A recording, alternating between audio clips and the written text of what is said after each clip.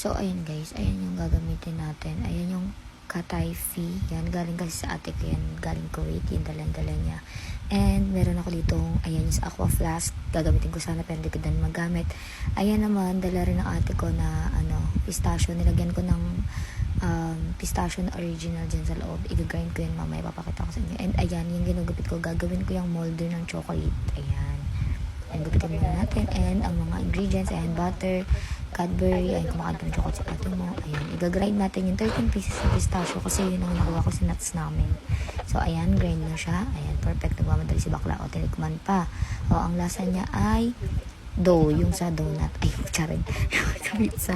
Pizza pala, sorry. O, ayan, itsura niya. O, nag-grind. O, lagyan ng butter. Ayan, hanggang sa mag-brown. Wait natin ng golden brown ng konti. Anong uusok, munti ka nang masunog. Wait lang natin si bakla. Ang tagal-tagal.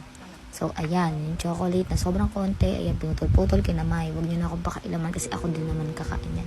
So, ayan, i-microwave natin. Titignan natin hanggang sa matunaw siya. So, hindi siya tuloy-tuloy, guys. Hintayin nyo, ilabas-labas nyo siya, i-mix-mix nyo para perfect.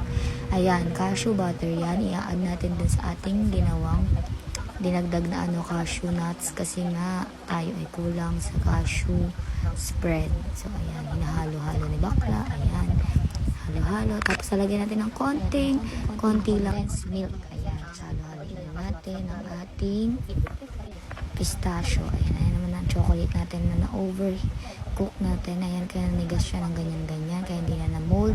Ginawa ko ay kinutsara ko na at finlat ko na. Ayan, lagyan natin sa freezer. Haluin na natin ang ating kataifi at ang ating pistachio sauce. Ayan, halo-halo na sila din. Ayan.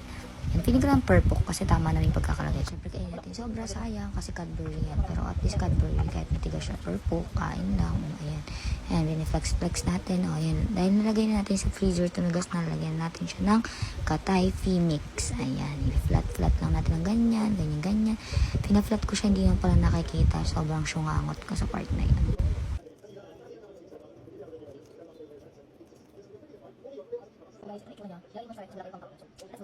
So guys, here we got the right consistency. Ito siya. Ayan. Ay, naku. Sabi ko right kasi nalagay dito. Kaya ako lang.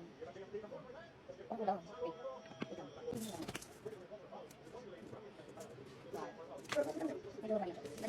Ito po. Ayan siya. So, hirap ko. Sabi ko hirap. Tapos medyo lang dito. Eko, eko.